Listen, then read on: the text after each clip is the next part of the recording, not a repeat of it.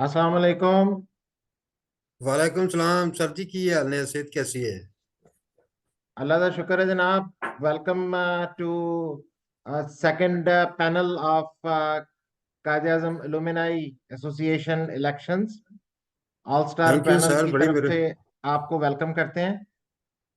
बहुत शुक्रिया सर, बहुत शुक्रिया आप सबका। शुक्रिया और सबको सलाम अलैकुम।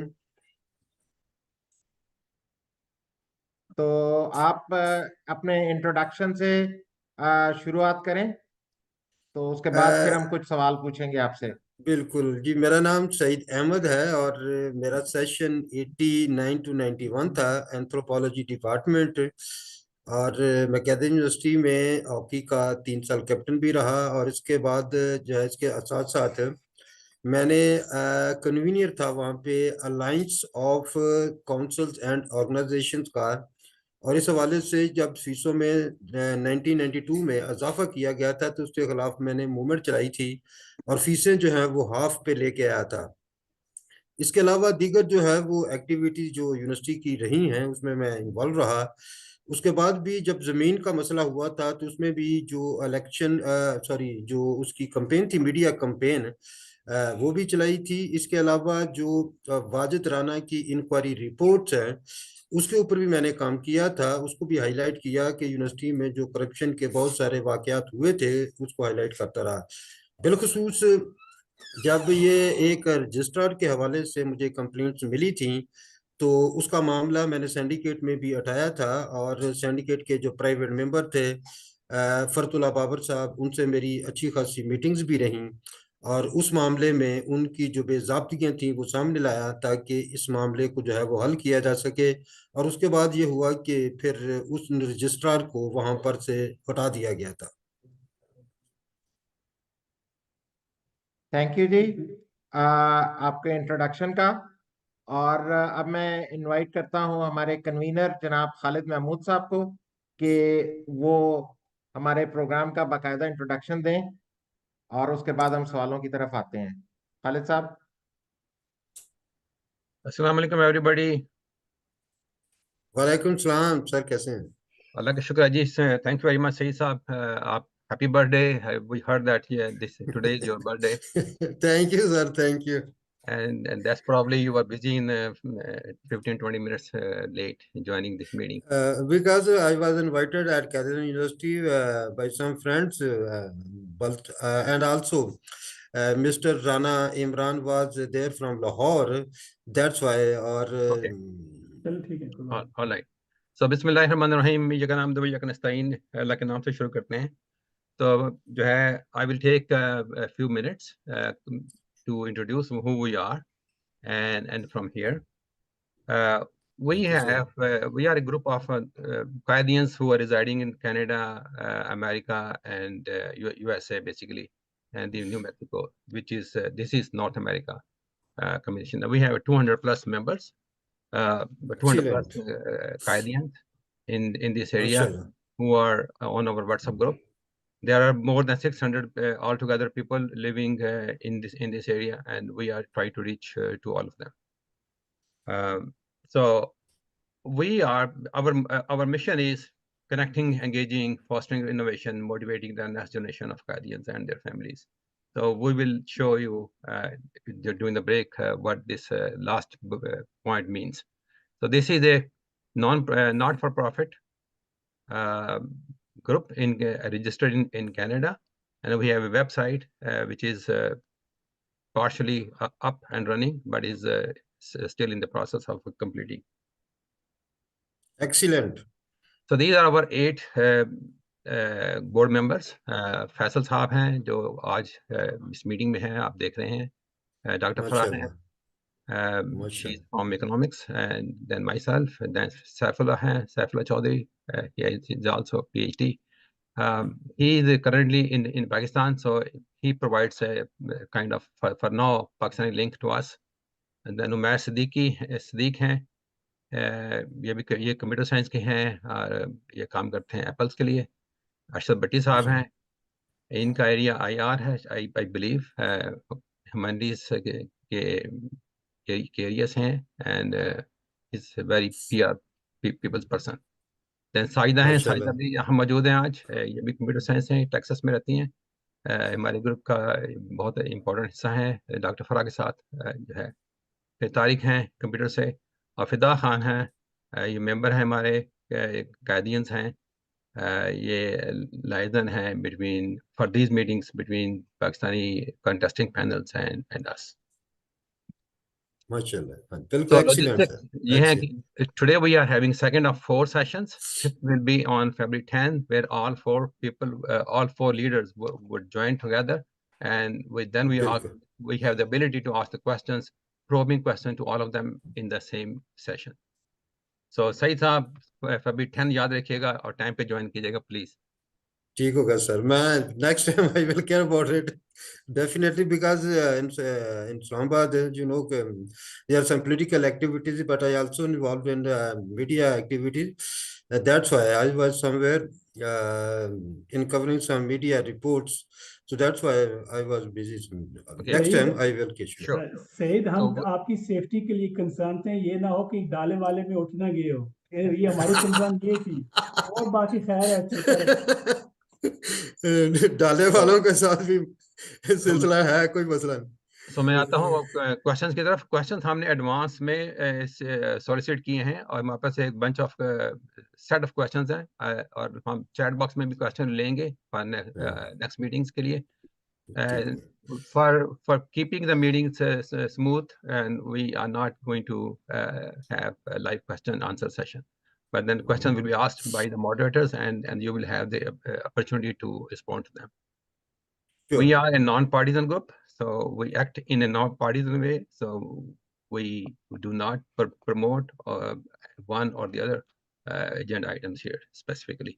It's a two-part Sure. presentation. First part is where Said Saab have already introduced himself, and we will talk about briefly about the manifesto he has.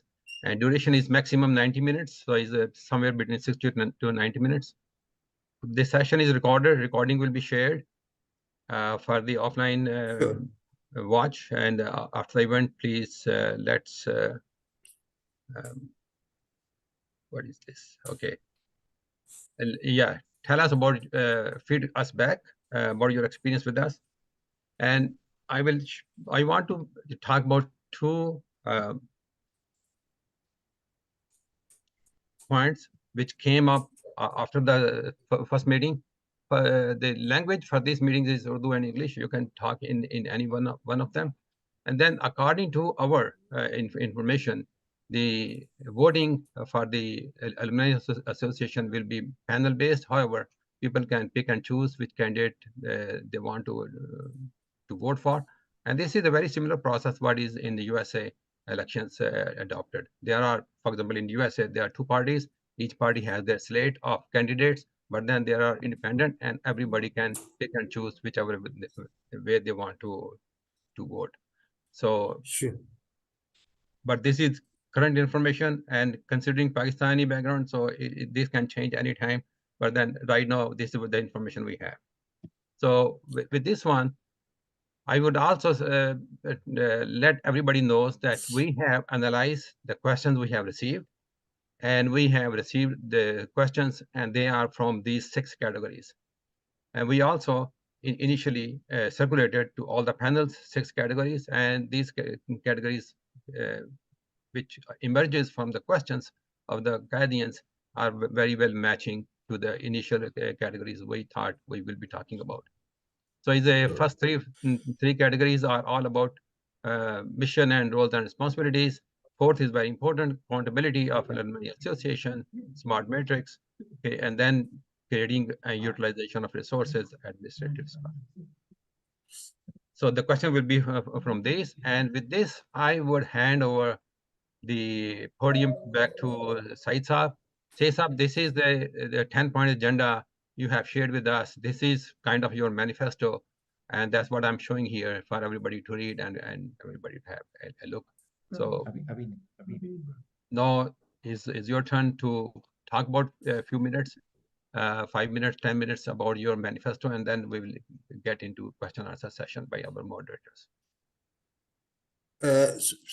इसमें से कुछ चीज़ें जो हैं वो हमने 10 पॉइंट्स एजेंडा दे दिया है, लेकिन कुछ चीज़ें बाद में भी डेवलप हुई हैं, उसके ऊपर भी मैं थोड़ा सा बात करना चाहूँगा।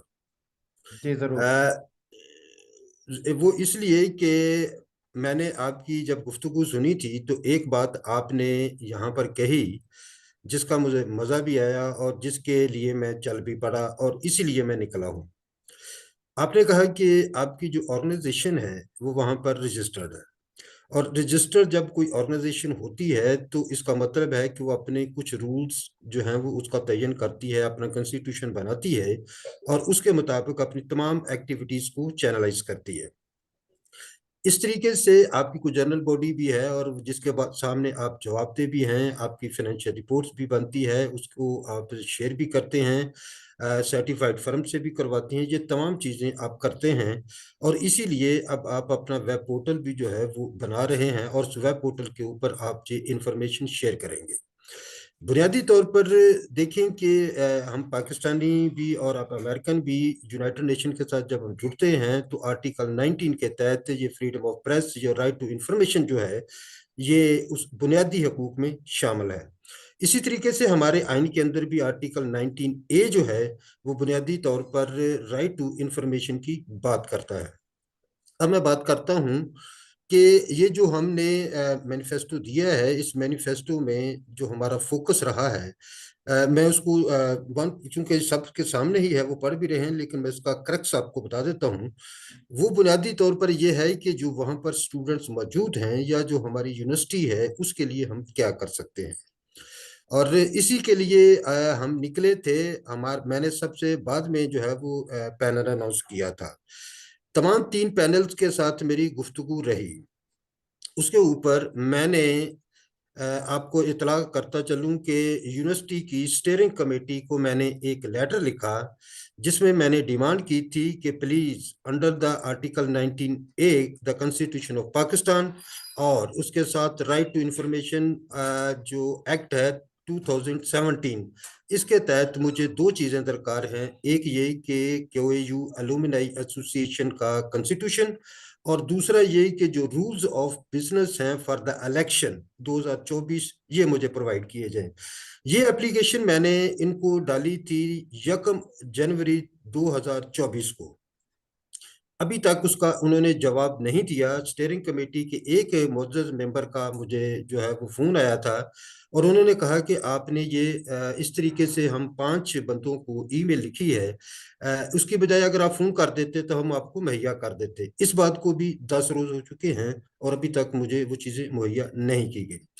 तीसरी बात यह है कि मैंने डिमांड की, अब आज भी मैं गया हुआ था यूनिवर्सिटी और मैंने कल भी मैसेज दिया था कि जो लिस्ट बनाई है आपने वो हमें शेयर की जाए ताकि कौन से मेंबर्स हैं, हमने उनके साथ रब्ता करना है, इलेक्शन कैंपेन चलानी है, ये तमाम चीज़ें हमारे सामने होनी चाहिए। आपको भी मालूम है कि किस तरीके से ये जो लिस्टें बनी हैं, मिसाल के तौर पर आप बाहर बैठे हैं और आपसे जो चीज़ें डिमांड की गई थी उसमें आपका कॉन्टैक्ट नंबर, आपका ईमेल एड्रेस, आपकी जो डिग्री का रजिस्ट्रेशन, सारी चीज़ें मांगी गई थी। उसके तहत आपने अपना वोट रजिस्टर करा दिया, लेकिन अभी तक लिस्ट जो है वो कंपाइल नहीं हो पा रही। अच्छा, उसमें जो कबाहत आ रही है, मुझे जो मुबैना तौर पर मुझे जो मालूम हुआ है कि वहाँ पर जो एडमिनिस्ट्रेशन है उसने कुछ ग्रुप्स को पहले से डाटा प्रोवाइड किया है और उस डाटे के तहत बहुत सारे लोग प्राइवेटली जो है मिसाल के मुख्तलिफ ईमेल अकाउंट से, जो अगर ईमेल अकाउंट से वोट कास्ट होना है तो मेरा रजिस्ट्रेशन नंबर लेकर कोई भी मेरा डमी नाम से वोट बनाकर जो है वो वोट डाल सकता है। मुझे जो पता चला है मुबैना तौर पर कि 700-750 वोट जो है वो एक ग्रुप ने बनवाया है वहां पर। दूसरी बात यह है कि अगर ये सिलसिला वोट इसी तरीके से ही डलना है तो हमें नहीं पता पीछे कौन बैठे हैं और किस किस को नंबर शेयर किए गए हैं, वो डाटा जो है वो उसमें कंपाइल हुआ है, ये सिलसिला। दूसरी बात यह है कि ये जो कॉन्स्टिट्यूशन है ये किसी भी जगह पे रजिस्टर्ड नहीं है। तीसरी बात यह है कि जब ये कॉन्स्टिट्यूशन रजिस्टर्ड नहीं है तो इसके फाइनेंशियल मैटर कैसे चलेंगे। 2002 के एक्ट के तहत पाकिस्तान के किसी भी बैंक में इनका अकाउंट नहीं खुल सकता था।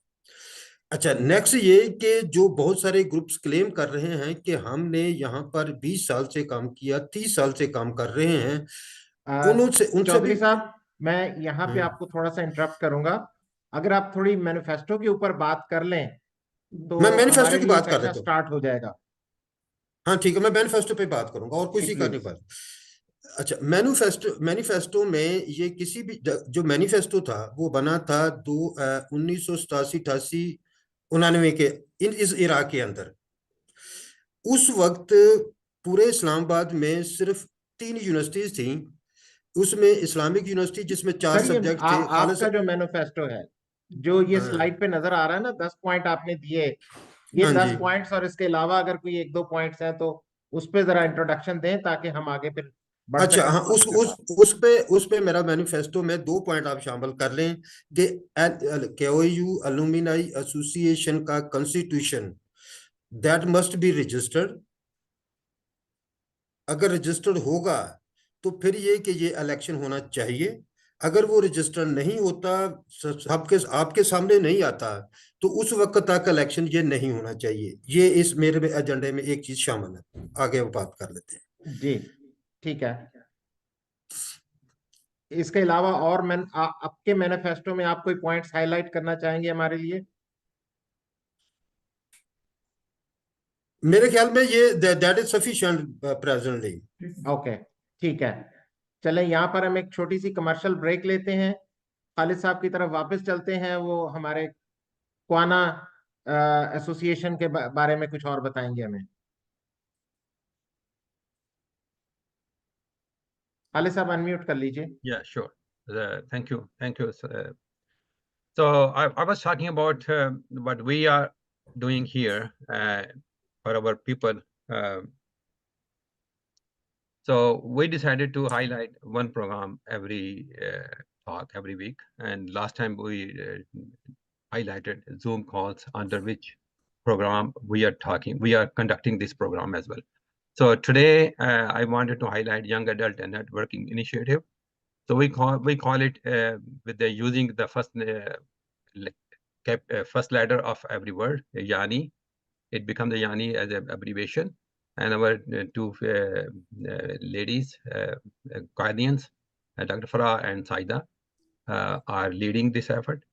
The objective of this effort is to engage the young children from Qaidian families to for them to motivate for innovation and entrepreneurship in addition to job seeking skills. So the observation is Pakistani diaspora and a lot of other communities as well. They go to college, they get the education, and their main focus is to seek a job. At the same time, if you want to build an economy, if you want to really do something in Canada or in America, affect the policy, then you have to build your own economy as well. So the road to build your own economy is innovation and entrepreneurship. So that's the main crux of this. Along with Dr. Farah and Saida, there are additional group of women um, who are Qaidians or they are the wives of the Qaidians who are helping in this effort. And they are Dr. Gul Afshan of chemistry, and she was a professor, retired recently, and living in Texas. I may not know that much information about everybody else, but they are from Toronto area. Miss Afifa Ahmed, Farhat Naseem, Shaheen Adris, Rahila bint Abdul Rashid, Mehwish Riyaz, and Rizwana Javed. So these are group of 9 women who are helping us to train and enlighten next generation of the children of Qaidians. With this, I will give back to Faisal. Thank you Khalid साहब। आज के programme के लिए हमें बहुत से कायदियन ने advance सवालात भेजे, जिसके लिए हमने लोगों से रिक्वेस्ट की थी। I would like to recognise some of the Quaidians who have sent us questions.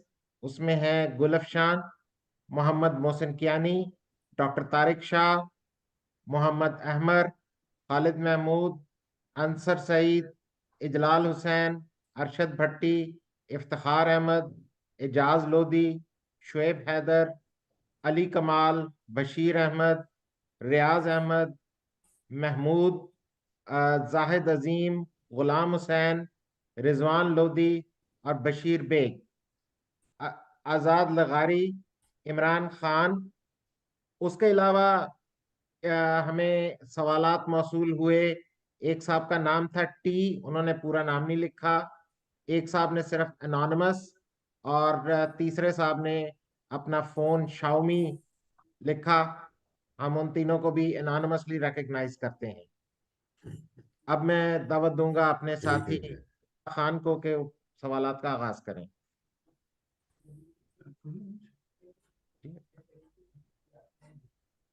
Unmute है ना?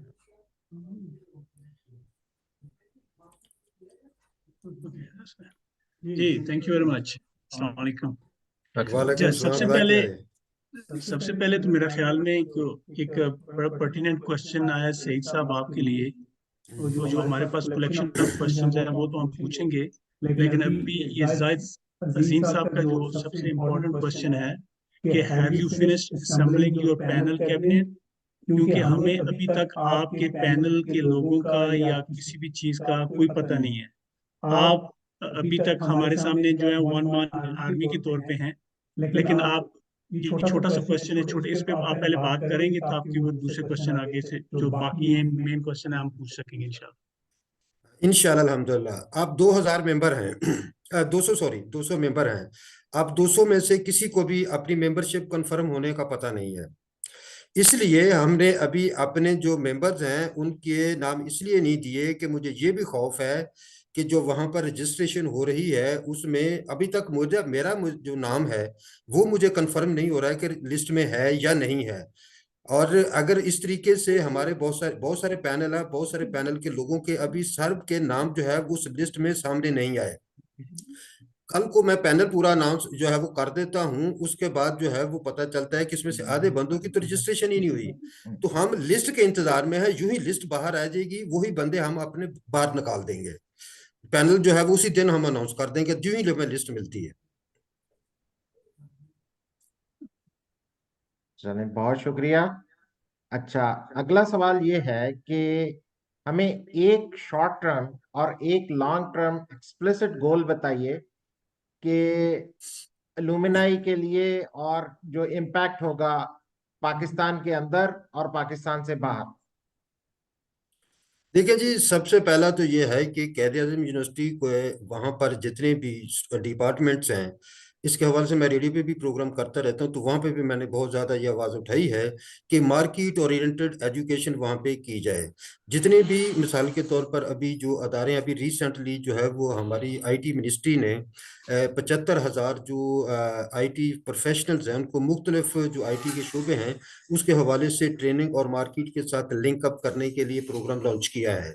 इसी तरह पे हम चूंकि मिनिस्ट्री ऑफ आईटी के साथ या दीगर जो मिनिस्ट्रीज है उसके साथ कोलैबोरेट करते हुए यही प्रोग्राम जो है वो इसी तरीके से प्रोग्राम हम कैद यूनिवर्सिटी में शुरू करना चाहते हैं, ताकि मार्केट ओरिएंटेड एजुकेशन भी हो और मार्केट ओरिएंटेड जो है वो यूनिवर्सिटी के अंदर ही उनको एक्सपीरियंस दिया जाए। ये है हमारा लॉन्ग टर्म। हमारा जो शॉर्ट टर्म जो है कि कैद-ए-आज़म यूनिवर्सिटी के अंदर अलुमिनाई के नाम पर बहुत अच्छे से जो फीसें कलेक्ट हो रही हैं उसके ऊपर जो है वो जो भी ग्रुप लेके आता है, जो भी ग्रुप मैं जीता हूँ, कोई दूसरा ग्रुप जीता है, उस हवाले से यही कि ये जो कलेक्शन हुई है अलुमिनाई के नाम से, वो फंड कितना है, किस जगह पे खर्च हुआ है और इसकी एलोकेशन का क्या तरीका कार है। तो ये जो फंड है वो जो वहाँ पे मौजूद स्टूडेंट्स, जो गरीब बच्चे हैं जो स्टूडेंटशिप में रह रहे हैं, उनसे वो पैसे क्यों लिए गए हैं। ये जो अभी हम दूसरा इसके साथ जो है वो जो हमारे आप हैं, मैं हूँ, जो दीगर जो अलुमिनाई है हमारे, इनकी जो है वो फीसेस रखी जाए। 1,000 रुपया जो है वो सालाना बेशक हो जाए, वो भी अगर 10,000 हमारा जो है वो मेंबर बनता है, यानी कि 10,000 के लगभग अभी बता रहे हैं कि मेंबरशिप हो रही है, तो यही 1 करोड़ रुपया बन जाता है। तो वो उसमें ये कि जो वो 1 करोड़ रुपया अगर निकलता है तो उसके जो स्कॉलरशिप, जो नीडी स्टूडेंट्स हैं, नादार स्टूडेंट्स हैं, उनके लिए ये फिल फॉर, यानी कि उसी सेमेस्टर के लिए जो है वो हम ये सारी चीजें करना चाह रहे हैं। ये लॉन्ग टर्म और शॉर्ट टर्म, ये दोनों चीजें हम करेंगे। Thank you. जी, सहीद, पूछना ये है कि what will be role of your panel to develop the linkage with the industry for job placement in Pakistan and abroad, and any other country of the world, research, and what you are thinking that how your panel is going to work with that? एक तो ये कि जिस तरीके से market के साथ देखिए, मैं चूंकि मीडिया से हूँ, चैम्बर ऑफ कॉमर्स जितने भी हैं यहाँ पर, सियालकोट का, फैसलाबाद, लाहौर, कराची, चूंकि मेरा एक जो है वो मैगजीन इसी हवाले से था और उसी के ऊपर मैंने काम किया था, तो इन सब के साथ मेरे राब्ते हैं। दूसरा ये कि आपको पता है कि मेरा बैकग्राउंड पीछे फैसलाबाद से है, तो इंडस्ट्री के साथ भी मेरा राब्ता है, यहाँ की इंडस्ट्रीज के साथ भी हम, चूंकि मेरी बीट्स भी रही है कॉमर्स और उसके साथ IT, ये सारी चीजें मैं करता रहूं। एक तो ये मेरा। दूसरी बात ये है कि आपको भी मालूम है कि जितने भी कायदियन हमारे दौर के हैं, जब मुझसे 5 साल सीनियर हैं, जब 5-10 साल जूनियर हैं, उनके साथ भी जो है वो मेरा राब्ता मौजूद है। तीसरी बात यह है कि मुख्तलिफ यूनिवर्सिटीज़ के अंदर जो कायदियन वहाँ पर पढ़ा रहे हैं, मिसाल के तौर पर बहुत सारी यूनिवर्सिटीज़ में है, अमेरिका की अपनी यूनिवर्सिटीज़ के यूनिवर्सिटी में भी हमारे कायदियन जो है वो पढ़ा रहे हैं, इसी तरीके से सऊदी अरब दीगर, तो उनके साथ भी जो है वो लिंकेज बढ़ाकर जो वहाँ पर भी स्कॉलरशिप जो है कि हासिल करना या स्कॉलरशिप के लिए इनिशिएट करना।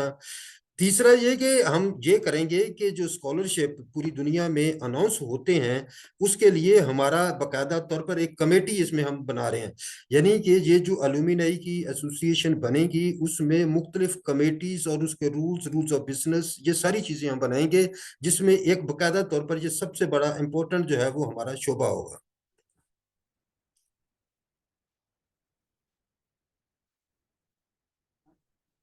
जी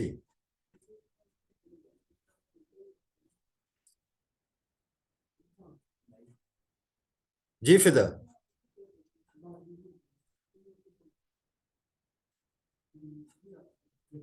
आर यू हियरिंग? जी जी। हाँ, आपसे अगला सवाल ये है कि our curriculum must align with the standards set by top universities. This is not merely a desire, but a necessity to elevate our knowledge to the top of our level of our competitors. What's your plan to बिल्कुल। achieve this?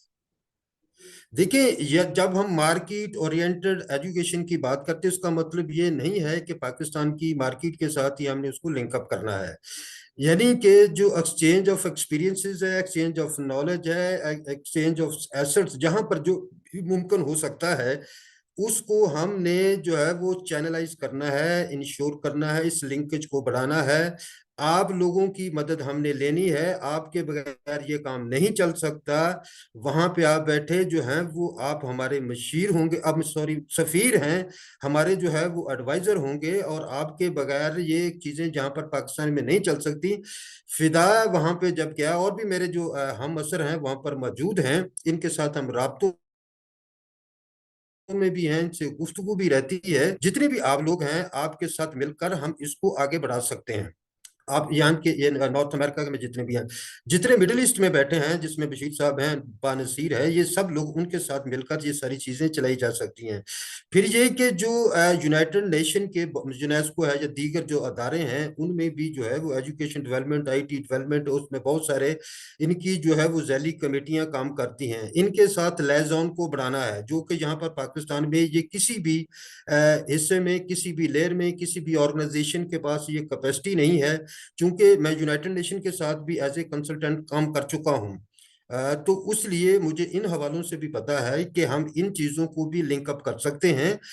देखिए, अब climate change का issue है, climate change पे अब United nation बहुत ज्यादा काम कर रहा है, वहां से हम फंडिंग कलेक्ट कर सकते हैं, वहां से जो है हम नॉलेज जो एसेट है उसके साथ एक्सचेंज कर सकते हैं।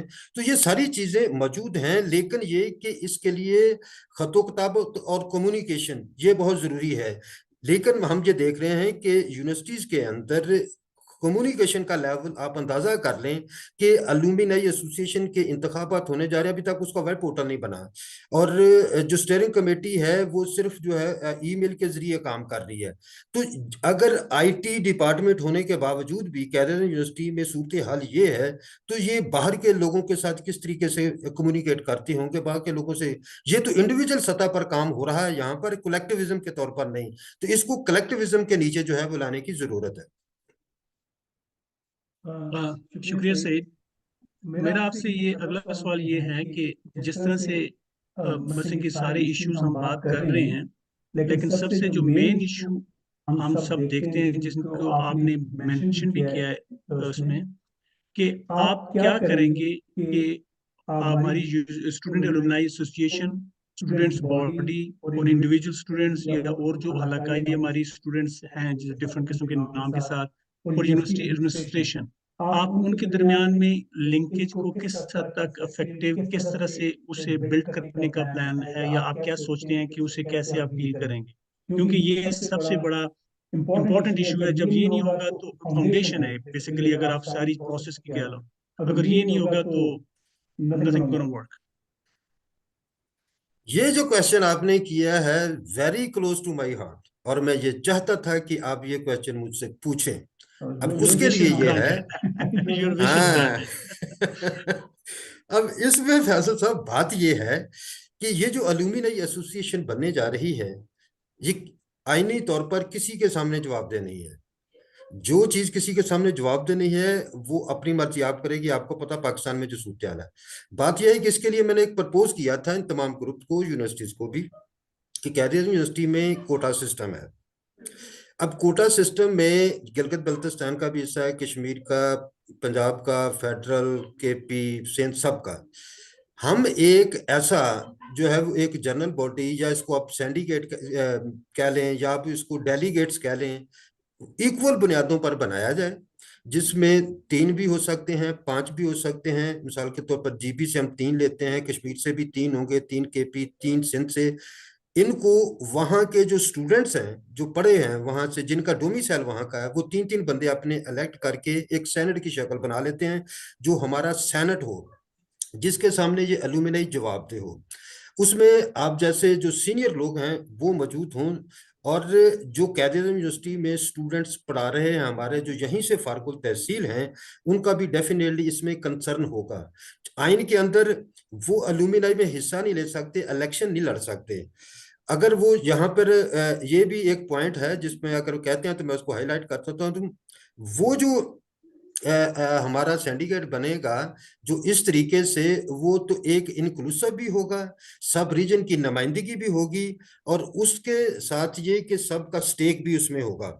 फिर ये कि जो कैरियर यूनिवर्सिटी में हमारे स्टूडेंट्स मौजूद हैं जो पढ़ चुके हैं, उनके साथ रब्ता। फिर तीसरी बात ये है कि जो वहाँ की एडमिनिस्ट्रेशन है उसके साथ अगर हमारे जो अगर कॉन्स्टिट्यूशन सामने आ जाए तो वो ज्यादा बात करने में जो है वो हमें पता होगा कि इसमें ग्रे एरियाज कहाँ पे है, उसको फिलअप कैसे किया जा सकता है।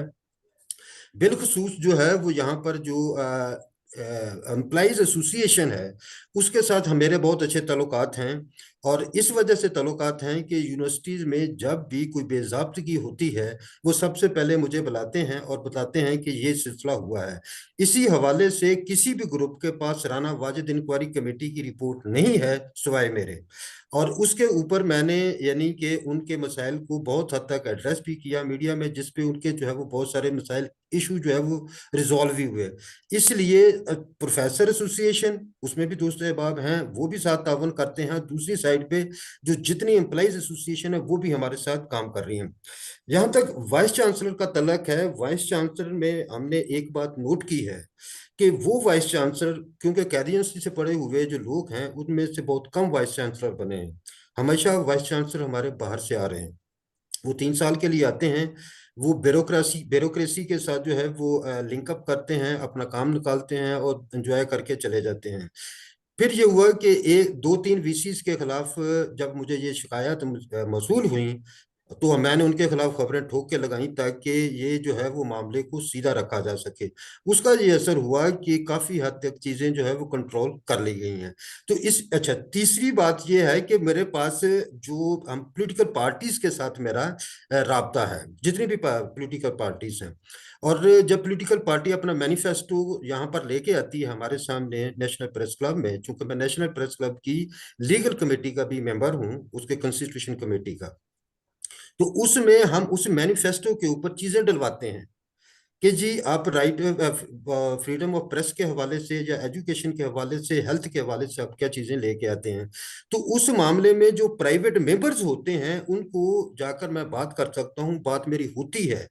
और पीछे भी जो भी पॉलिटिकल पार्टी आती है, चूंकि उसके पॉलिटिकल लोग जो हैं वो उसके मेंबर बनते हैं, तो लिहाजा वहां पर भी मेरा इन्फ्लुएंस है और मैं उस इन्फ्लुएंस को यूज करता हूँ यूनिवर्सिटी के मफाद में, तालिब इल्मों के मफाद में। और आज तक जो है वो मैंने किसी कोई यानी जाती मफाद के लिए कोई वहां पे काम नहीं किया। और इसीलिए जो है वो मैं एक बात करता हूँ कि कन्फ्लिक्ट ऑफ इंटरेस्ट को मैं आप सबसे एक इल्तिजा कर रहा हूँ कि इस आइन में कन्फ्लिक्ट ऑफ इंटरेस्ट का जो मादा है उस पर बहुत ज्यादा बात करने की जरूरत है। और ये सईद, हम उसका वो अलग क्वेश्चन हम बाद में करेंगे, पहले आप इसी की बात करें, वो बाद में नहीं।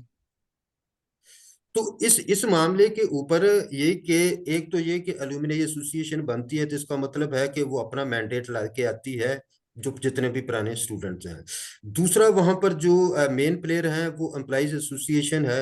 एम्प्लॉइज एसोसिएशन के बहुत सारे लोग जिनको जबरदस्ती निकाला गया था और वो यूनियन के लोग थे, उनकी बहाली में सदर पाकिस्तान तक मैं गया और उनको बहाल करवाया। लिहाजा उनके साथ मेरे लिंक जो है वो मेरे जो है वो रैपिड बिल्डिंग बड़ी अच्छी है। तीसरा प्रोफेसर एसोसिएशन है। प्रोफेसर एसोसिएशन जो भी बनती है उनके साथ जब मुलाकात रहती है, बहुत सारी वो चीज़ें अपने मसाइल हमारे साथ शेयर करते हैं, हमने जो है वो अपनी खबरें भी देते हैं, ये सारी चीज़ें एडमिनिस्ट्रेशन के साथ भी। तो ये सारी चीजें चूंकि एक दूसरे के साथ लिंक अप हैं और हम उसको करते भी हैं। बहरहाल उसके ऊपर जो है वो ये नहीं कि आप प्रेशराइज करके जो है वो किसी से काम लगवा लें। हम फैसिलिटेट करने जा रहे हैं यूनिवर्सिटी को, एडमिनिस्ट्रेशन को, हम फैसिलिटेट करने जा रहे हैं तुलबा को, हम टीचर्स को फैसिलिटेट कर रहे हैं। अब यूनिवर्सिटी का जब जमीन का मामला था तो मैं उसमें भी आगे आगे था और इस मामले के ऊपर मैंने जो है वो मीडिया में कैंपेन चलाई, वकला से राब्ते से सारी चीजें की थी। तो ये सारी चीजें कि जब भी यूनिवर्सिटी के मफाद को, जब अब मफाद की बात करेंगे यूनिवर्सिटी और स्टूडेंट का, तो डेफिनेटली उसके ऊपर आर्गूमेंट में हम एक दूसरे को कायल कर सकते हैं, जबकि तमाम एसोसिएशन के साथ हम एक दूसरे के साथ मुंसलिक हैं। बहुत शुक्रिया। हम बात कर रहे हैं चौधरी सईद साहब से, कायदीन ऑल स्टार पैनल के प्रेसिडेंशियल कैंडिडेट। हमारे पास बहुत से साथी जो हैं कायदीन लाइव जुड़े हुए हैं। मैं उनसे दरख्वास्त करूंगा कि वो अपने सवालात चैट में डालें ताकि हम चौधरी साहब से वो सवालात पूछ सकें। बहुत से सवालात हमें एडवांस में मौसूल हुए, हम उनकी तरफ पलटते हैं। तो हमारा अगला सवाल ये है कि आप कैसे एक सिस्टम क्रिएट करेंगे स्टूडेंट की करियर काउंसलिंग के लिए और मेंटरिंग के लिए, ताकि उनकी एम्प्लॉयबिलिटी जो है और जॉब प्रॉस्पेक्ट जो हैं बतौर कायदा यूनिवर्सिटी ग्रेजुएट के, वो बढ़ाए जा सकें। देखिए सबसे पहला जो है वो हम स्टेप वहीं से ले सकते हैं। कैरियर यूनिवर्सिटी में साइकोलॉजिकल डिपार्टमेंट है। साइकोलॉजी डिपार्टमेंट जो है उसके जो टीचर्स हैं उनको जो कैरियर काउंसलिंग, डेफिनेटली वहाँ पे हमारे कैरियर स्टूडेंट्स साहब का जो है वो पढ़ा भी रहे हैं। इस डिपार्टमेंट की यूटिलाइजेशन महज वहाँ पर तालीम देने से ना हो, कैरियर काउंसलिंग में इसको इन्वॉल्व किया जाना चाहिए, नंबर 1। नंबर 2 के ये कि इस्लामाबाद में बहुत सारी ऐसी जो एसोसिएशन डॉक्टर्स की या साइकेट्रिक्स की काम करती हैं, मिसाल उनमें से बहुत सारी ऐसी एसोसिएशन हैं वो हमारे साथ नेशनल प्रेस क्लब में एमओयू साइन करती हैं, हेल्थ का मामला हो, साइकेट्रिक्स का सिलसिला हो, और बहुत सारी इस तरह की जितने भी जो नॉन गवर्नमेंट ऑर्गेनाइजेशन हैं उनकी और गवर्नमेंटल ऑर्गेनाइजेशन की भी हमारे साथ एमओयू साइन होते हैं। इसी तरीके से मेरा पैनल जो है वो उनके साथ एमओयू साइन करेगा कि अगर हम एक्सपर्ट्स को लेना चाहते हैं तो वो कम से कम महीने में, एक हफ्ते में बाद, या 2 महीने बाद, या 15 दिन बाद अगर हम वहाँ पे कैंप लगवाते हैं, या फिर ये कि डिपार्टमेंट वाइज उसको तरतीब दिया जा सकता है। तो कैरियर काउंसलिंग में एक तो ये है साइकेट्रिक्स, दूसरा है एक्सपर्ट के हवाले से। मिसाल के तौर पर एंथ्रोपोलॉजी डिपार्टमेंट है, एनजीओ सेक्टर के लोगों को बुलाया जा सकता है, उनके साथ इंटरेक्शन कराया जा सकता है। दूसरे हमारा जो डीएसएस डिपार्टमेंट, आईआर डिपार्टमेंट है, डिफेंस के लोगों को, डिफेंस में यहाँ पर 3 बड़ी ऑर्गेनाइजेशंस काम कर रही हैं और तीनों के हेड जो है वो कैदियन है। मलक कासिम है और मारियत जो है, ये सारे जो हैं वो दोस्त अहबाब हैं हमारे, उनके साथ उनको लिंकअप किया जाता है। कैरियर कैसे आपने करना है, कौन सी फील्ड चुननी है, मार्केट में इस वक्त क्या डिमांड है, ये सारी चीज़ें। इसी तरीके से फिजिक्स के आपके जो मुख्तलिफ डिपार्टमेंट्स हैं, वहाँ पे जो कैरियर बैठे हैं उनको जो है वो विजिट कराया जा सकता है, उनके साथ इंटरेक्शन, उनके लेक्चर रखवाए जा सकते हैं कि इस वक्त मार्केट की डिमांड। फिर आप लोग जो बाहर बैठे हैं, इनके साथ जूम मीटिंग्स में करानी है कि भी आप हमारे स्टूडेंट्स को ये बताएं कि जो ख्वाहिश रखते हैं अमेरिका की यूनिवर्सिटी में आने के लिए, बाहर की यूनिवर्सिटी में पढ़ने के लिए, उनको क्या करना चाहिए। वो मसाइल या वो सोबतें जो आपने फील की हैं, आप अपने एक्सपीरियंस उनको शेयर कर सकते हैं। तो कैरियर काउंसलिंग के हवाले से जो MOU साइन किए जा सकते हैं, आपको लिंकअप किया जा सकता है, मार्केट के लोगों को लाया जा सकता है, जो MBA MPA के उनको चैम्बर ऑफ कॉमर्स के साथ जो है वो उनकी अपना जो है वो लिंकेज करवाएंगे। ये सारी चीजें जो हैं वो इस हवाले से हम करना चाहेंगे।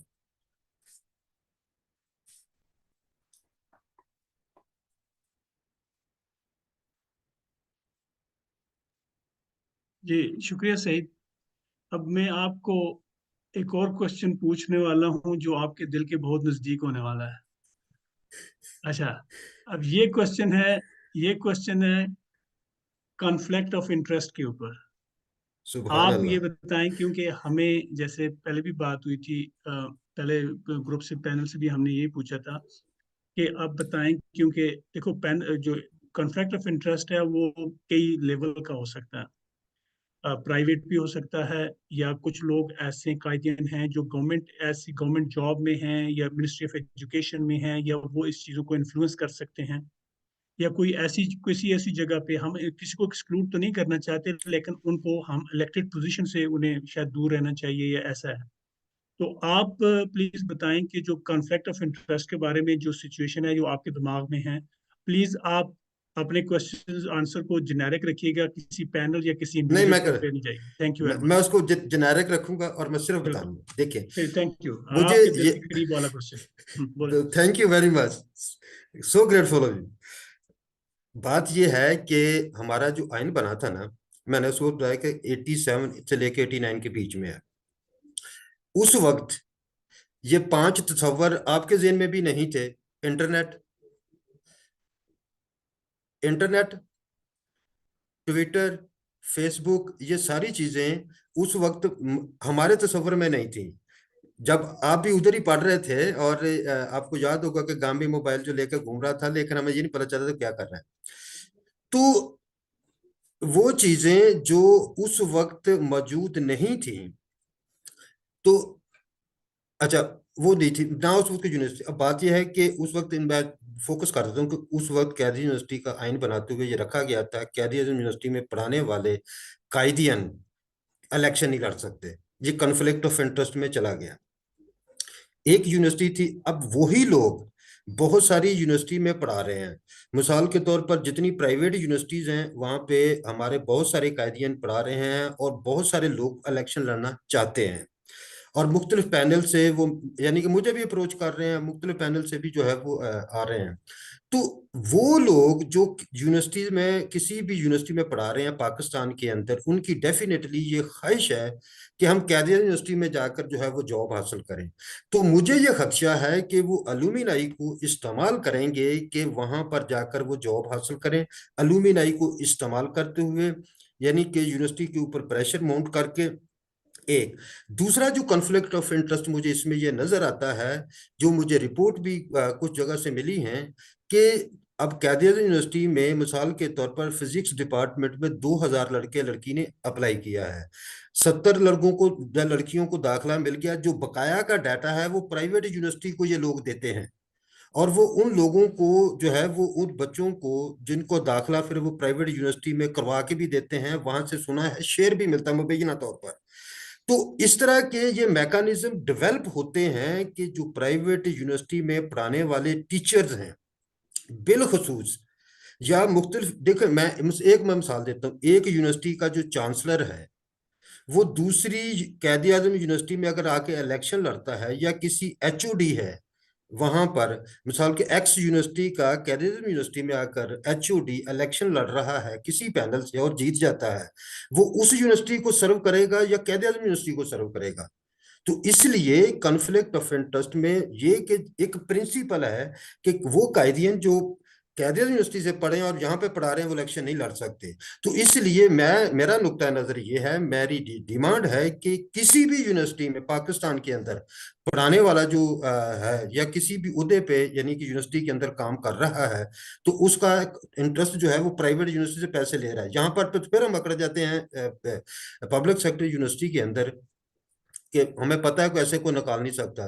तो इसलिए ये कन्फ्लिक्ट ऑफ इंटरेस्ट जो है ये तमाम यूनिवर्सिटीज के ऊपर अप्लाई होनी चाहिए कि वो बंदा जो दूसरी यूनिवर्सिटी में है, इसमें बड़ी तफसील पे भी बात जा सकता हूँ, फिर आपने जेनेरिक की बात की है, तो मैं एक प्रिंसिपल के तौर पर आपको बता रहा हूँ कि ये चीजें मौजूद हैं, ये साबिका एतवार में हुई हैं। मुख्तलिफ यूनिवर्सिटी के एचओडी जो है वो कह रहे हैं, अच्छा उससे क्या होता है, उसका सबसे बड़ा बोझ जो है वो स्टूडेंट्स के ऊपर पड़ता है। पब्लिक सेक्टर यूनिवर्सिटी में जहां पाकिस्तान में फीसों में इजाफे की वजह ये प्राइवेट यूनिवर्सिटीज हैं, और वो ये चाहते हैं ये हमारी यूनिवर्सिटी की एडमिनिस्ट्रेशन से मिलकर मिली भगत से फीसों में इजाफा कराते हैं ताकि प्राइवेट यूनिवर्सिटी और पब्लिक यूनिवर्सिटी की फीसों में डिफरेंस बहुत कम हो, और इस वजह से प्राइवेट यूनिवर्सिटीज के अंदर जो है वो तुलबा को लाया जा सके। अगर मिसाल के तौर पर बाहर की प्राइवेट यूनिवर्सिटी में फीस 50,000 है और कैरियर यूनिवर्सिटी में 10,000 है, तो डेफिनेटली उससे कंपटीशन बढ़ेगा कि माँ बाप भी जोर देंगे अपने बच्चे को, बच्चा भी जोर लगाएगा मुझे कैरियर यूनिवर्सिटी में एडमिशन लेना है। और इस वजह से पिछले 15 साल से कैरियर यूनिवर्सिटी का ग्राफ नीचे आया है। लास्ट टाइम मैं आपको मुझे अभी तक याद है कि मेरे ग्रैंड जूनियर जब ये सीएसएस में अपीयर हुए थे तो आईआर की आधी क्लास सीएसएस कर गई थी। तो इस मर्तबा कैद-ए-आज़म यूनिवर्सिटी में टोटल 4 के या 5 लड़के जो हैं लड़कियां वो सीएसएस कर सके हैं, 4 से 5। तो ये ग्राफ इस वजह से नीचे आ रहा है। तो उस यानी कि स्टैंडर्ड को बचाने के लिए ये इंतहाई जरूरी है कि कॉन्फ्लिक्ट ऑफ इंटरेस्ट के इस अंसर को मद्देनजर रखते हुए अगर कैरियर यूनिवर्सिटी में पढ़ाने वाले इलेक्शन नहीं लड़ सकते तो किसी भी यूनिवर्सिटी में पढ़ाने वाले या किसी भी यूनिवर्सिटी के यानी कि चांसलर या किसी भी यूनिवर्सिटी का एचओडी उसको भी लड़ने की इजाजत नहीं होनी चाहिए। बहुत शुक्रिया तफसीली जवाब का। आप म्यूट कर लें। आपसे अगला सवाल जो है वो एक और इम्पोर्टेंट कॉन्सेप्ट है अकाउंटेबिलिटी का। तो आप क्या बेंचमार्क और क्या इवैल्यूएशन मेथोडोलॉजी सोचते हैं कि सारी एक्टिविटी जो होगी फाइनेंशियल और नॉन फाइनेंशियल उसको किस तरह लोगों के सामने रखेंगे आप, ईयरली रिपोर्ट या और क्या मैकेनिज्म्स होंगे, उसके बारे में बताइए। फैसल साहब, सबसे पहले तो इस सवाल के ऊपर आपको सलूट। अब आता हूं इसके जवाब पे। देखिए, मैं सच बताऊं कि मैं आया इलेक्शन भी इसीलिए लड़ रहा हूं। मैं ये चाहता हूं कि अलुमिनाई की हर एक्टिविटी जो है रिकॉर्ड हो। हर एक्टिविटी के हवाले से अगर कोई फंडिंग जारी की गई है तो उसमें उसकी अप्रूवल आपकी गवर्निंग बॉडी जो है वो देनी चाहिए, और गवर्निंग बॉडी जब इजाजत दे तो और उसमें ये तय हो कि आपका जो सेक्रेटरी है फाइनेंस वो मैक्सिमम कितने पैसे रख सकता है, उसमें ये तय हो कि सेक्रेटरी फाइनेंस और प्रेसिडेंट के सिग्नेचर से मैक्सिमम 2 लाख 3 लाख 4 लाख इतने पैसे निकल सकते हैं। इससे ज्यादा अमाउंट जो है उसकी अप्रूवल जो है वो आपकी गवर्निंग बॉडी देगी, क्योंकि इसमें इनके आइन में अभी कुछ नहीं दर्ज किए कितनी सीटें होंगी और कितने जो है वो लोगों की अप्रूवल होगी, किस परसेंटेज से अप्रूवल। जब तक गवर्निंग बॉडी की इनकी अप्रूवल नहीं होगी बड़ा जो है वो सरमाया खर्च नहीं किया जा सकता। दूसरा ये कि जितने स्कॉलरशिप के लिए हम पैसे लेंगे इकट्ठे करेंगे उसको या जो हमारा वेब पोर्टल है उसके ऊपर उसी वक्त यानी कि जिस रोज ये हमारी ट्रांजैक्शन होगी उसी रोज ऊपर चढ़ जाएगी कि जी फलां फैसल साहब ने किसी स्कॉलरशिप के लिए इतनी अमाउंट दी है। सारे के सारी चीजें साथ साथ ट्रांसपेरेंट होती जाएंगी, इंटरनल ऑडिट बनता जाएगा।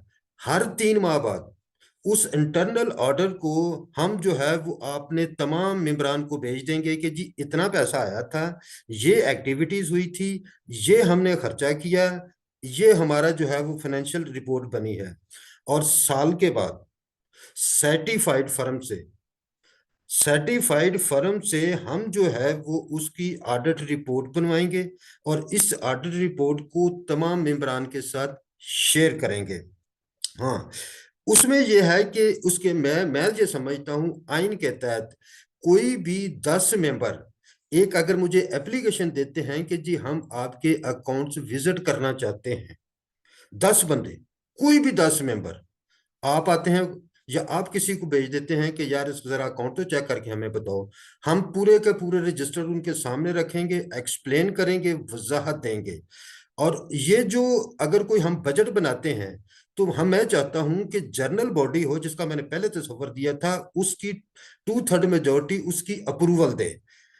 तो इस तरीके से जो आइन और कानून के तहत जो आपकी रजिस्ट्रेशन जो बॉडीज दे हैं। अच्छा, फिर ये कि चूंकि अभी फाइनेंशियल मैटर की आपने बात की है, हमारा आइन रजिस्टर्ड नहीं है तो हम अकाउंट भी नहीं खुला सकेंगे।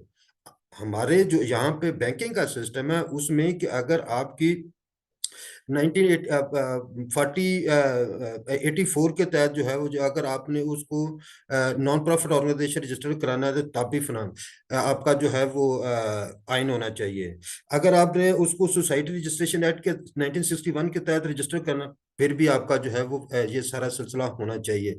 बैंक अकाउंट नहीं खुल सकता, ट्रस्ट हो, कोई ऑर्गेनाइजेशन हो, यूनियन, तो आपको वो उसको रजिस्टर करना। सबसे पहला काम जो है वो रजिस्ट्रेशन का, उसके बाद जो है वो जो अकाउंट का मैंने आपको बताया है कि पूरे का पूरा मैकेनिज्म इस तरीके से वाज़ेह किया जाएगा। इंटरनल ऑडिट भी होगा, एक्सटर्नल ऑडिट भी होगा, और जब चाहे कोई किसी वक्त भी 10 मेंबर अपनी एप्लीकेशन दें कि जी हम ये विजिट करना चाहते हैं, वो आकर जो है वो टाइम दे दिया जाएगा, वो आके विजिट कर सकते हैं, अपना तमाम रिकॉर्ड चेक कर सकते हैं। तो सर्टिफाइड फर्म की फाइनेंशियल रिपोर्ट जब तक नहीं होगी हम उसको मानते नहीं किसी चीज को। ठीक है, थैंक यू सईद। अच्छा, मेरा आपसे क्वेश्चन है, मसलन कि एक दो फोल्ड होगा। सबसे पहली बात तो ये है कि जो हम आपके ख्याल में ये क्या है कि 2 साल या 3 साल का अरसा होना चाहिए, और उसके बाद जो कॉन्स्टिट्यूशन या कोई अंडरस्टैंडिंग बननी चाहिए एलुमनाई की, क्योंकि जो कि आपने अभी जिक्र किया उसमें नहीं है, तो आप विलिंग होंगे जो बाकी हमारे दूसरे पैनल्स हैं, 3-4 पैनल हैं या और भी कोई लोग हैं, उनमें से लेके ताकि उस चीज़ को जो है ना टुगेदर एक चीज़ को बिल्ड अप किया जा सके। जैसे फॉर एग्जांपल 73 का आइन बना था, उसी तरह से, ताकि उस लॉर्जर लोगों को दरमियान में लाया जा सके और सबकी इनपुट ली जा सके। एक तो ये क्वेश्चन है। दूसरा ये क्वेश्चन है, इसके साथ ही कीजिएगा, दूसरा ये है कि देखो, कायद आज़म यूनिवर्सिटी ने, जैसे PIA ने सारी अरब कंट्रीज की एयरलाइन बनाई, और कायद आज़म यूनिवर्सिटी की जो ग्रो ने पाकिस्तान की तकरीबन सारी प्राइवेट यूनिवर्सिटी जो बनी हैं वो इसी के उससे बनी हैं। लेकिन जैसे PIA नीचे चली गई है, यूनिवर्सिटी की खुद भी नीचे चली गई है। अब इसमें आप इसे कैसे करेंगे कि आप यूनिवर्सिटी को, कायद आज़म यूनिवर्सिटी को जो ना स्टूडेंट्स के लिए एम्प्लॉयमेंट या उसके स्टैंडर्ड को भी साथ ऊपर रख सकें, और स्टूडेंट्स के लिए एम्प्लॉयमेंट के चांसेस भी हों, और उसके साथ साथ जो है वो उनका रोल जो है वो उन यूनिवर्सिटी से कम बेहतर ना हो, कम से कम जैसा तो हो ना। आजकल तो प्राइवेट यूनिवर्सिटी जो दूसरी हैं उनकी ज्यादा कंपटीशन है, उनकी ज्यादा डिमांड है निस्बतन हमारी कायद आज़म यूनिवर्सिटी की। इसके बारे में आप कैसे करेंगे, कैसे प्लान है आपके? ये दो फोल्ड हैं, जैसे भी आप देना चाहें। देखिए, इसके हवाले से क्योंकि मैं जो इस्लामाबाद में घूमता रहता हूँ, कभी एक मिनिस्ट्री कभी दूसरी मिनिस्ट्री, तो सूरत हाल मुझे मालूम है कि वजह क्या है। प्राइवेट यूनिवर्सिटीज जो हैं वो मुख्तलिफ जगह पे मैनिपुलेट करती हैं। हमारे जो कैदर यूनिवर्सिटी के बहुत सारे टीचर जो हैं वो रिटायरमेंट के बाद इन यूनिवर्सिटीज़ के अंदर चले जाते हैं। वो 1-2 टीचर्स को पकड़ते हैं जिनके नाम हैं और उनको इस्तेमाल किया जाता है। अच्छा, उसके साथ साथ ये है कि कैद आज़म यूनिवर्सिटी में जो एम्प्लॉयमेंट टीचर्स की है उसका वो स्टैंडर्ड नहीं, उस पर कुछ चेक नहीं रहा, कुछ चेकिंग नहीं रही। इसके भी मुझे बहुत सारी रिपोर्ट्स आई हैं, एम्प्लॉइज ने मुझे बहुत सारी रिपोर्ट्स दी हैं। क्योंकि अब मैं आपने कहा कि जेनेरिक यानी कि डिस्कशन करनी है, इसमें स्पेसिफाई नहीं करना, वरना मैं तो नाम भी लेने से नहीं डरता, आपको तो मालूम है। बात यह है कि ये जो सिलसिला है इसमें बहुत सारी चीजें, एक चीज नहीं, 20 पिछले 15-20 साल से ये डिक्लाइन आना शुरू हुआ है, जिसका मैंने आपको CSS का जो है क्राइटेरिया का मामला भी बताया है। ओ सॉरी, अब मैं बहुत सारे लोगों के जो नए स्टूडेंट्स आते हैं उनके इंटरव्यू करता हूं, जब मेरे अपनी ऑर्गेनाइजेशन में आते हैं तो मुझे खुद ही रोना आ जाता है कि यार क्या था। हालांकि हम तो इतने को काबिल स्टूडेंट तो नहीं थे, लेकिन फिर भी यह है कि हम किसी इंटरव्यू में बैठते थे तो एक मरतबा घुमा तो देते थे। ये सारी चीजें, कंसेप्चुअल स्टडी अब वो नहीं रही, रटालाइजेशन और बहुत सारी चीजें और इस तरह का सिलसिला है। उसमें अगर स्टूडेंट की एजुकेशन का स्टैंडर्ड बनाना है तो उसमें हमें जो कुछ चीजें ऐसी करनी होंगी कि ये जो टीचर का डिपार्टमेंट है, टीचिंग का डिपार्टमेंट, उस पर भी थोड़ा सा फोकस करना होगा कि बहुत सारे टीचर जो हैं, मैं नहीं समझता कि वो कायद आज़म यूनिवर्सिटी में पढ़ाने के लिए डिजर्व भी करते हैं। और ये वहाँ पर सूरत मौजूद है, पोलिटिकल जो है अपॉइंटमेंट्स वो बहुत ज़्यादा हुई हैं। और पिछले जो इंक्वायरी रिपोर्ट थी, उस इंक्वायरी रिपोर्ट के अंदर ये चीज़ें शामिल हैं और उसके ऊपर मैंने आवाज़ भी उठाई थी। तो उसके बाद जो है वो कुछ सिलसिला रुका है। अब टीचर की अपॉइंटमेंट करते हुए बड़े मोहतात होते हैं कि चूंकि हम लोग वहाँ पे विजिलेंट हो जाते हैं, हमें अंदर से रिपोर्ट मिल जाती है कि जी ये फलां का रिश्तेदार है, ये कहाँ से आ रहा है, ये क्यों आ रहा है। इसलिए एक तो टीचर, दूसरा ये कि अगर जो स्टाफ पीछे से आ रहा है स्टूडेंट्स का, वो भी उतना यानी कि तगड़ा नहीं है जिसको आप समझते हैं। वो क्या करते हैं, यूनिवर्सिटी की तादाद गई है बढ़, अब वो टीचर को इन्फ्लुएंस कर लेते हैं। अब 10,000 यूनिवर्सिटी के स्टूडेंट की तादाद है और आए रोज मारकुट आई और जिस तरह के सिलसिले शुरू हो गए, एथनिक्स ग्रुप बन गए और उससे जो है वो 3-4 मरतबा तो यूनिवर्सिटी बंद हुई, मुझे खुद जाना पड़ा। मैंने मुख्तलिफ ग्रुप से बात की और एक मरतबा तो यूनिवर्सिटी जाकर मैं खुलवा के भी आया। वाइस चांसलर करके उस, आप ये देखिए कि वाइस चांसलर जो स्टूडेंट के साथ पर्सनल हो गए। तो इस तरीके से ये सारी चीजें अलुमिनाई जो है वो फैसिलिटेट करेगी कि यार स्टूडेंट के स्टैंडर्ड को भी हमने बढ़ाना है। इसके हवाले से एक बेस्ट जो क्राइटेरिया है, कुछ मसाइल तो हमारे सामने हैं, कुछ चीजें तो हमारे सामने हैं, लेकिन इस पे एक्सटेंसिव किस्म की एक हमारा प्रोग्राम है कि हम वहां पे स्टडी कराएं कि डिक्लाइन की जो वजूहात हैं वो तलाश की जाएं और उसके मुताबिक एक कंप्रीहेंसिव किस्म की स्ट्रेटजी बनाई जाए तमाम स्टेक होल्डर के साथ मिलकर। उससे आप लोगों की भी हम इनपुट लेंगे कि वहां पर जो आपकी जो प्रैक्टिस है, आपका जो नॉलेज है, जो आपकी स्किल्स है, वो भी आप हमारे साथ शेयर करें। हम आपके साथ इश्यूज शेयर करेंगे कहाँ कहाँ पे, यानी कि उसमें एडमिनिस्ट्रेटिव इश्यूज क्या हैं, उसमें जो प्रोसीजर्स के इश्यूज क्या हैं, उसमें लीगल इश्यूज क्या हैं, उसमें दीगर जो बिहेवियरल इश्यूज हैं वो कौन कौन से हैं, ऑर्गेनाइजेशनल इश्यूज कौन कौन से हैं, कौन कौन सी जो है वो अब कॉम्पिटेंसी के इश्यूज हैं। तो ये सारी चीजें जो हैं वो देखनी पड़ेंगी, क्योंकि हम काफी अरसे से यूनिवर्सिटी से बाहर हैं। कुछ चीजें जो हमें रिपोर्ट हो रही होती हैं, बहुत सारे ऐसे हमारे जो अंदर से चीजें रिपोर्ट कर रहे होते हैं, मुमकिन है वो भी किसी जगह पे डंडी मार रहे हो। तो इसलिए एक स्टडी कराने की जरूरत है कैद यूनिवर्सिटी की, जो अभी तक नहीं हुई। मैं समझता हूँ ये हम कराएंगे और इसके ऊपर हमने जरूर काम करना है।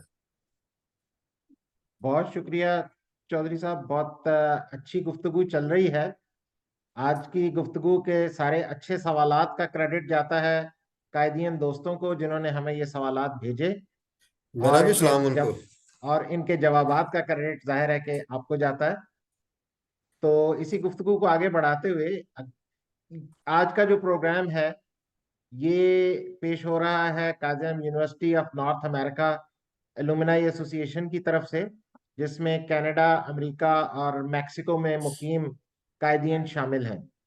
तो हम लोग ये जानना चाहेंगे खास तौर पे कि आप लुमिनाई, ओवरसीज लुमिनाई को कायद-ए-आज़म यूनिवर्सिटी की और इस लुमिनाई एसोसिएशन की बेटरमेंट में कैसे शामिल करेंगे, इसके बारे में आप अपना प्लान बताइए। एक तो ये कि अपनी मैंने गुफ्तगू के 3-4 जो मेरे जवाब थे उसमें मैंने आपको किसी भी लम्हे साइड पे नहीं किया। मैंने तो आपको अब बीच में लेके आ रहा हूँ, मैं तो घसीट के लेके आ रहा हूँ। देखें, आपका जो रोल है मेरे नजदीक वो हमसे भी ज्यादा है। आपका रोल मेरे नजदीक हमसे ज्यादा है। आपका रोल वो इस तरीके से, देखिए आप इस वक्त उस जगह पे बैठे हैं जो नॉलेज हब है, दुनिया की जितनी भी रिसर्च, बड़ी बड़ी रिसर्च हैं, बड़े बड़े जो डेवलपमेंट हो रही हैं, डिस्कवरीज हो रही हैं, वहां पे है। आपके कनेक्शन भी वहां पर बहुत ज्यादा हैं। अगर हम आपकी तवज्जो से मैं ये समझता हूँ कि मेरा जो प्रोग्राम है कि जो हमारे अलुमिनाई एसोसिएशन हैं जो हमारी, उसके यानी कि मैं जैली नहीं कहता, उसके कोरिलेटेड जो हम अपने जो उसको कह सकते हैं डिपार्टमेंट समझ लें, उसमें आपका डिपार्टमेंट, मिडल ईस्ट का, यूरोप का, ये इसका मेन रोल होगा। यानी कि हम लोग यहाँ पर आप ये समझ लें कि हम लिंकेज डेवलप करेंगे एडमिनिस्ट्रेशन, स्टूडेंट्स और सबके साथ। आप लोगों तक हम जो है वो अपनी जितने इश्यूज हैं, जो अपने मसाइल हैं, जो अपनी कमियां हैं, जो कोताहियां हैं, आपसे हमने ये मदद लेनी है कि स्टूडेंट्स को स्किल के हवाले से, यूनिवर्सिटी की एडमिनिस्ट्रेशन को बेहतर बनाने के हवाले से। जैसे अभी आपने पोर्टल की बात की है, तो आईटी का डिपार्टमेंट है, वेब पोर्टल तक नहीं बना रहा, चीजें जो हैं वो प्रॉपर तरीके से नहीं चल रही। अभी आप कैरी यूनिवर्सिटी की वेबसाइट देखेंगे तो उसकी जो आखिरी खबर है वो 5-6 महीने पहले की होगी। तो इतनी एक्टिविटीज हो रही हैं, हर रोज एक्टिविटीज हो रही हैं, लोग अपने प्रोग्राम करते हैं, वो वहां पे चढ़ने चाहिए। जो ये हत्ता कि बाज जगह पे एक डिपार्टमेंट के अंदर कोई टीचर ने कोई लेक्चर दिया, कोई बाहर से बुला के लेक्चर दिया है, उसकी भी रिपोर्ट की जानी चाहिए। तो आप लोगों का रोल, आप लोगों का ना सिर्फ एडवाइजरी रोल होगा, सपोर्टिंग रोल होगा, सुपरवाइजरी रोल होगा, और आपकी विजिलेंस जो है वो हमारे ऊपर होनी चाहिए। मैं तो शुक्र करता हूँ ये फिदा ने ये काम शुरू किया और आप लोगों ने हमारे इंटरव्यू करने शुरू किए। ये तो दैट वाज द ग्रेटनेस, ईमानदारी की बात है। Thank you Saeed, appreciate it. अच्छा, मैं आपसे पूछता, अगला सवाल मेरा ये है कि जैसे मेरा पहला क्वेश्चन था कि यूनिवर्सिटी की स्टैंडिंग इस हद तक डाउन हो चुकी है, ये जो भी है as compare to private universities. तो अब ये है कि क्योंकि कायदा यूनिवर्सिटी हमेशा से ज़्यादातर जो है रिसर्च ओरिएंटेड यूनिवर्सिटी रही है, प्रोफाइल इसका रहा है। तो आप और आपका पैनल जो है वो किस हद तक ये करेंगे कि develop the research profile of QA and bring it forward with you know private university actually at least in Pakistan in the international level too, क्योंकि उसमें रिसर्च के पॉइंट ऑफ व्यू से भी या बाकी जो चीज़ें हैं, जैसे आजकल की डिमांड है, जैसे आपने खुद भी मेंशन किया, उन चीज़ों को हम कैसे कर सकते हैं यूनिवर्सिटी को, या आपके पैनल की क्या विजन है कि हम क्या चेंजेस पार्टिकुलरली अगर आप मेंशन करना चाहें क्या करेंगे तो उससे हम जो है इन इश्यूज को जो ना एड्रेस कर सकें। ठीक हो, देखिए अब रिसर्च की बात आपने कर दी है। देखिए मैं अपने 3 सब्जेक्ट के हवाले से मैं बता देता हूँ, क्योंकि मेरा सोशल साइंस से तल्लुक है, हिस्ट्री है, एंथ्रोपोलॉजी है, पॉलिटिकल साइंस है। आप अपने हवाले से उस तरीके से जान जाएंगे। बहुत सारे स्टूडेंट जो हैं वो यूनिवर्सिटी से मेरी तरफ रेफर किए जाते हैं कि यार इनको रिसर्च में आप हेल्प कर दें। बात यह है कि सबसे पहला जो हमारा काम होगा कि आज तक कैद आजम यूनिवर्सिटी में जितनी भी रिसर्च हुई है, अभी तक मुझे किसी भी जगह पे किसी लाइब्रेरी के अंदर पूरा रिकॉर्ड नहीं पता कि कैद आजम यूनिवर्सिटी जब से बनी है तब से लेकर अब तक। मेरे ख्याल में आपको भी नहीं फिदा पता होगा, फिदा आपको भी नहीं पता होगा कि फिजिक्स डिपार्टमेंट में कौन कौन सी रिसर्च हो चुकी है। और उसका नुकसान क्या होता है? 2 नुकसान है। एक तो ये कि हमारी रिसर्च हाईलाइट नहीं होती। दूसरा नुकसान ये होता है कि पीछे जो कोई रिसर्च होती है, नया लड़का आता है, वो वहां से उसको छापा मारता है और उसी रिसर्च की बुनियाद पर डिग्री लेकर चला जाता है। हमारा ये काम है, सबसे पहले हमने जो रिसर्च है जितनी भी डिपार्टमेंट्स में हुई है उसका डाटा कंपाइल करना है। यानी कि इस डाटे को कंपाइल करने के बाद हमने इसको ओपन करना है, ओपन सोर्स डाटा होगा। ये ओपन सोर्स डाटा होगा ताकि अगर यानी कि कोई फिजिक्स का स्टूडेंट है, मैथ का है, एंथ्रोपोलॉजी का, हिस्ट्री का है, किसी भी टॉपिक के ऊपर रिसर्च करना चाहता है तो उसके सामने ये पता हो कि ये ऑलरेडी हो चुकी है। इसमें से कौन सी डायमेंशंस निकलती हैं।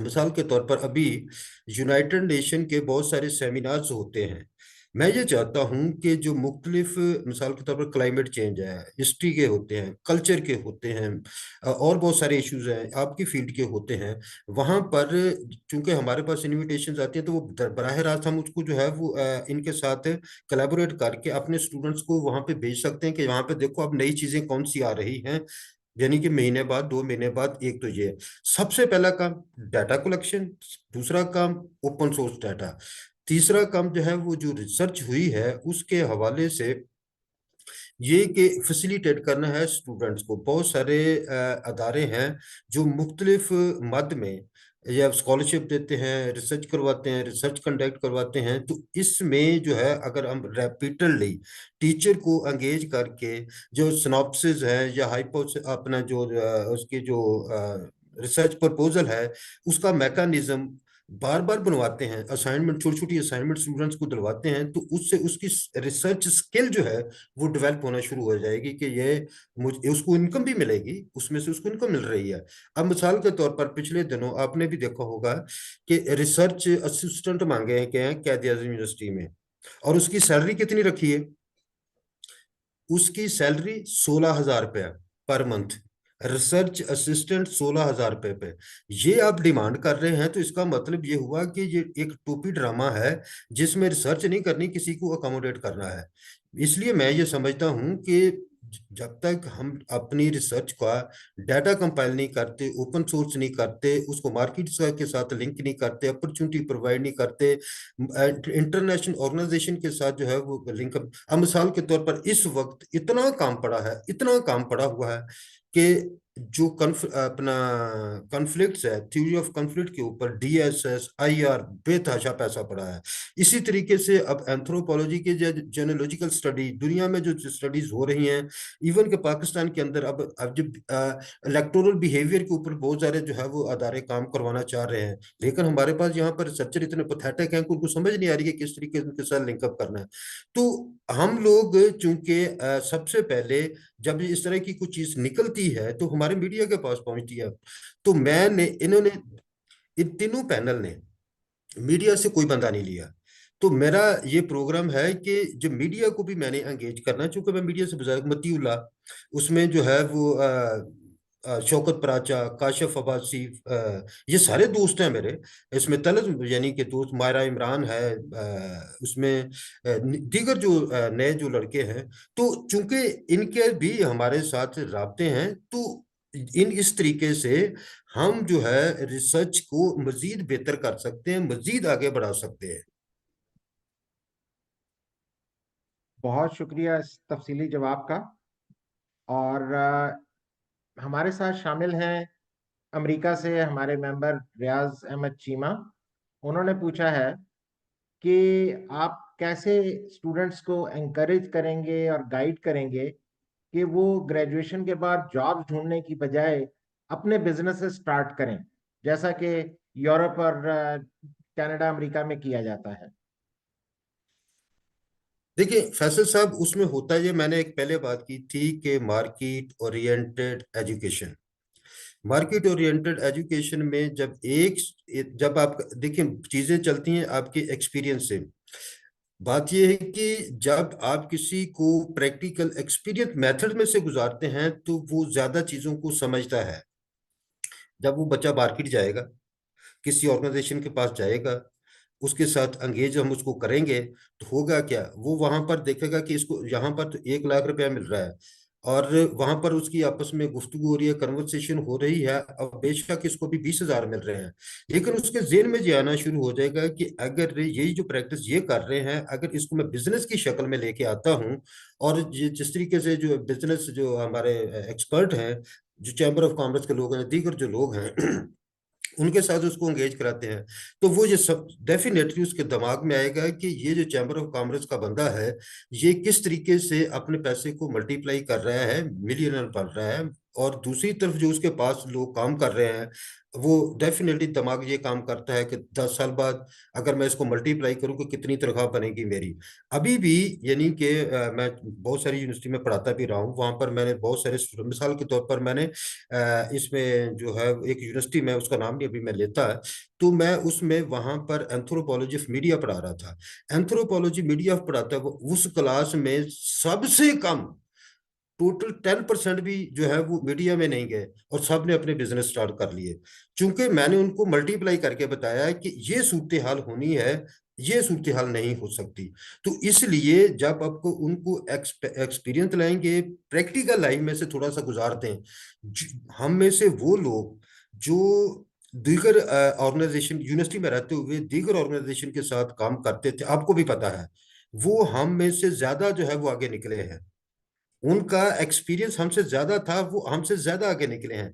वो लोग जो यूनिवर्सिटीज के अंदर रहे, बाद में जाके जॉब ढूंढते रहे, 2 साल उधर लग गए, तो फिर क्या हुआ, वो पीछे के पीछे ही रह गए उनसे। तो इसलिए मार्केट के साथ बच्चों को अटैच करना इंतहाई जरूरी है। हाँ, शुक्रिया सईद, थैंक यू। सारे टेक्निकल क्वेश्चन तो पूछे हैं, लेकिन किसी भी सोसाइटी की जो कामयाबी है, तो ठीक है ना, उसकी मोरलिटी पे बेस करती है।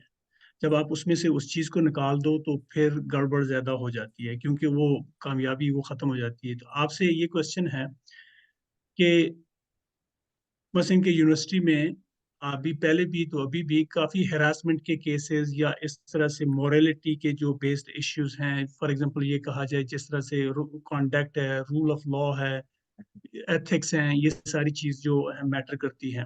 क्योंकि इसके अलावा ना रिसर्च काम करती है, ना एजुकेशन काम करती है, कोई भी चीज़ किसी काम की नहीं है जब तक कैरेक्टर साथ में ना बिल्ड किया जाए। तो इस पॉइंट ऑफ व्यू से आप के पैनल से आप इन चीज़ों को, खासकर हेरासमेंट को, जैसे लड़की ख्वातीन हैं या बाज़ केसेस मर्दों को भी या लड़कों को भी ऐसी हो, ये इस एथिक्स पॉइंट ऑफ व्यू से आप इसको कैसे इन्विजन करते हैं और इस इश्यू को आप कैसे डील करेंगे बाकी स्टूडेंट्स के साथ, एडमिनिस्ट्रेशन के साथ मिलके, या बाकी लॉ इन्फोर्समेंट भी हो या जो भी हो, आप इसे कैसे इन्विजन करते हैं प्लीज?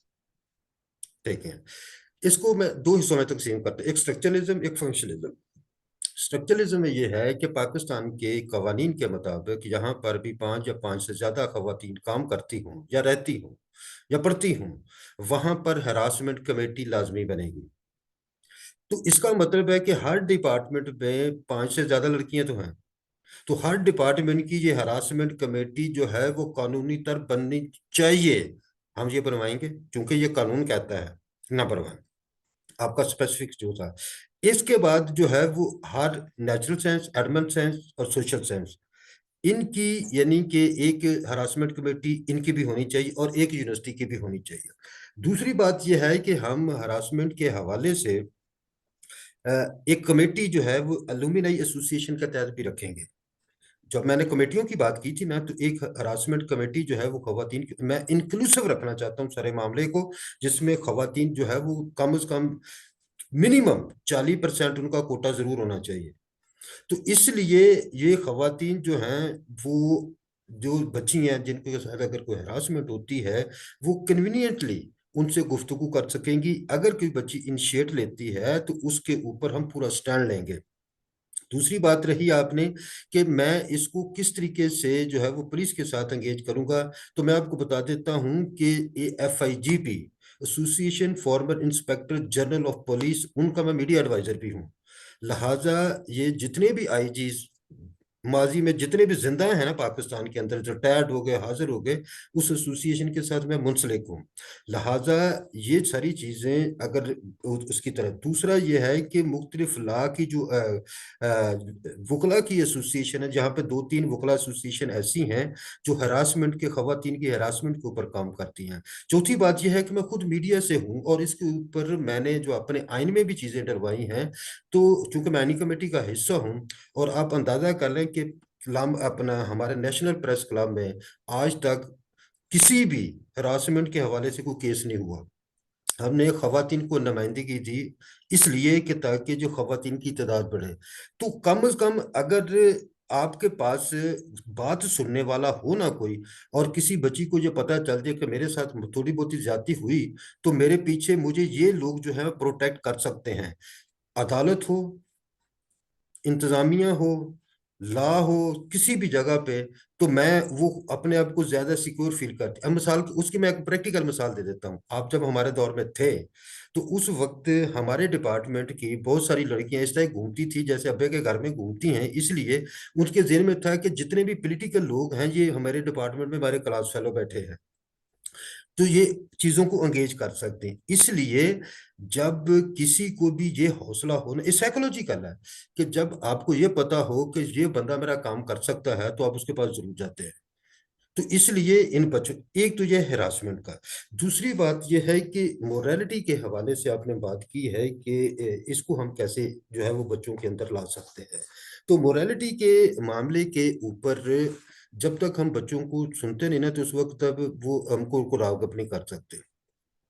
मैंने बहुत सारे इन इस एज के लड़कों को पढ़ाया है, लड़कियों को भी पढ़ाया है, तो उसमें बात ये होती है कि जब आप उनको एंगेज करते हैं उनके सेंटीमेंट्स के हवाले से, वही चीज वो जो कर रहे हैं दूसरों के साथ, आप उस पर रिवर्स उसको अप्लाई करके जो है अगर समझाते हैं ना, तो वो समझने में उसको आसानी रहती है। तीसरी बात यह है कि इसमें हमारे टीचर्स का रोल बहुत ज्यादा है। हमने देखा कि बहुत सारी यूनिवर्सिटी में जो टीचर है वही हरासा करना शुरू कर देते हैं। इस मामले को कैसे रोका जा सकता है? जिस टीचर के बारे में ये शिकायत हो, तो मैं तो ये समझता हूँ उसको फर्क कर देना चाहिए इसमें। यानी कि मैंने प्रपोजल दी थी इसमें जो गवर्नमेंट ऑफ पाकिस्तान को, उसमें ये था कि जो एजुकेशन को हम किस तरीके से 100% पे ले जा सकते हैं। अब ये अंदाजा कर लें कि एक गांव पे 15,000 रुपए से ज्यादा खर्चा नहीं है, एक गांव पे 15,000 से ज्यादा खर्चा नहीं है, और आपकी 5 साल बाद उस गांव की जो एजुकेशन है वो 100% हो सकती है। मैंने कहा था ग्रिप फर्स्ट जनरेशन पे, थर्ड जनरेशन पे कर लें तो वो ये सारा सिलसिला हो सकता है।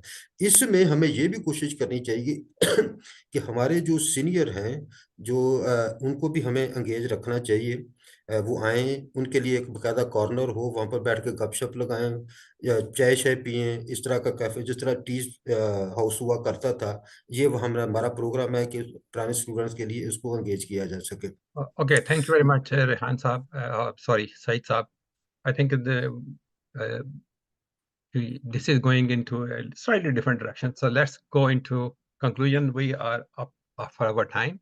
These issues are very complicated and very big, especially from Pakistani perspective, and we need almost a whole day to answer these questions.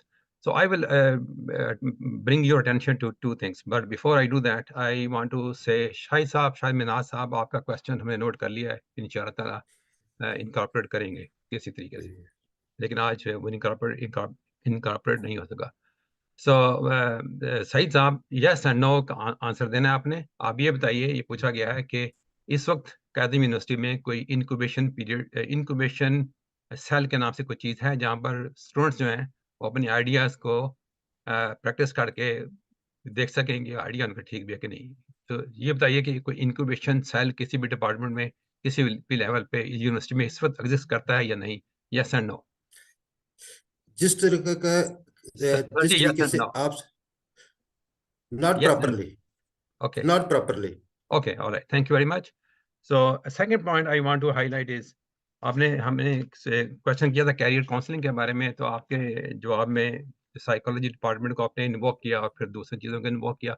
I just want to make sure that there's a difference between career counseling and psychology counseling. So in other words, there's a difference between therapeutic counseling and career counseling. So just दोनों correlated है। एक बंदा देखिए मैं आपको ये बता देता हूँ, हम में से आप एक्सपीरियंस कर चुके हैं, बेशुमार हमारे साथ ऐसे स्टूडेंट्स थे जो कुछ और पढ़ना चाहते थे, पेरेंट्स ने कुछ और पढ़ाया, सही नफसियाती तौर पर उसका ग्राफ जो है वो नीचे चला गया।